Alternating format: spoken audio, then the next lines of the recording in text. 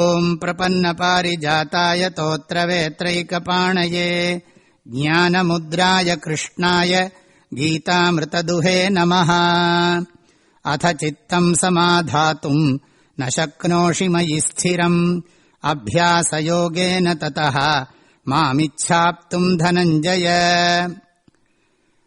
Shri Bhagavan says, Hey Dhananjaya, Hey Arjuna, atha, in case, mayi chittam sthiram samadhatum na shaknoshi chet. Mayi means in me. Chittam means the mind. Sthiram samadhatum means if it is not possible to focus firmly and steadily, na shaknoshi chet. If it is not possible, that is, in case it is not possible to focus the mind on the Vishwarupa due to lack of adequate maturity. Tataha means then or otherwise. Bhagavan comes down one step lower and says, Abhyasa yogena mam aptum ichha. May you desire to attain me by Abhyasa yoga. Abhyasa yoga means to worship Bhagavan in one specific form. It can be done either inwardly in the mind or outwardly. Abhyasa yoga means invoking Bhagavan in a specific form in our mind and worshipping him inwardly by performing the Manasa Puja. We have many shlokas that are meant for worshipping Bhagavan internally in our mind, be it in Sanskritam or in any of our local vernacular languages.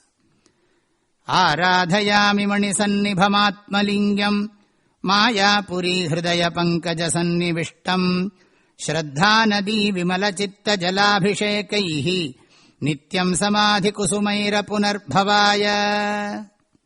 Invoking a shining Atma, the Shivalinga, or the Shivarupa in the mind, in the lotus of heart, perform Abhisheka with the water of pure heart taken from the river of Shraddha, with the flowers of deep thoughts of him, meditate upon him. Why do all this? So that one is not reborn and not be subjected to these sufferings. So that one is not attached either to the body or to the world.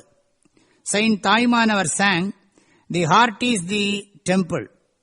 The thoughts are the incense sticks. The love is the purifying Abhisheka water.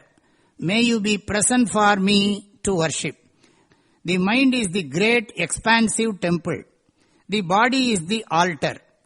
The mouth is the Gopuram, entrance, or the temple tower. For those with clear knowledge, the Jiva, the life principle, is the Shivalinga. The five senses are the lamps. One can inwardly worship Bhagavan, be it in the form of Vishnu, or Shiva, or Kartikeya, or Devi. There are several Manasa Puja shlokas. Keeping those in mind, to make the mind single-pointed, one can meditate inwardly. In case it is difficult to meditate inwardly, one can also perform puja as part of the idol worship. Learned elders have stated in their commentaries that it can be either inward or outward worship. So, to focus the mind, one should perform the Abhyasa Yoga, which means one should meditate upon Ishvara in one form or in any one symbolic representation. By doing this, one gains the maturity to perform the Vishwarupa Dhyana, and by performing the Vishwarupa Dhyana, one acquires the eligibility to study the Vedanta and then gains an understanding of the Arupa Tattva, the attributeless God principle, and attains moksha. One should remember that these are the steps that one should go through. Bhagavan actually comes down one level below for the sake of those who are unable to handle the higher levels. Arupa Tattva Jnana, the knowledge of Ishvara, is the ultimate sadhana for moksha. Knowing the Jivatma and the Arupa Tattva Jnana of the Paramatma and the Aikya Jnana, The knowledge of oneness of Jiva and Ishvara is the means to moksha, liberation and eternal happiness.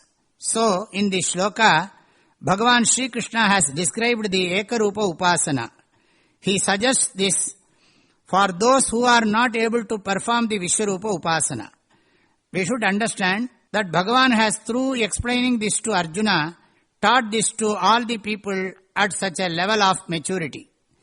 Atha chittam samadhatum na shaknoshi mayi sthiram abhyasa yogena tataha mamichhaptum dhananjaya.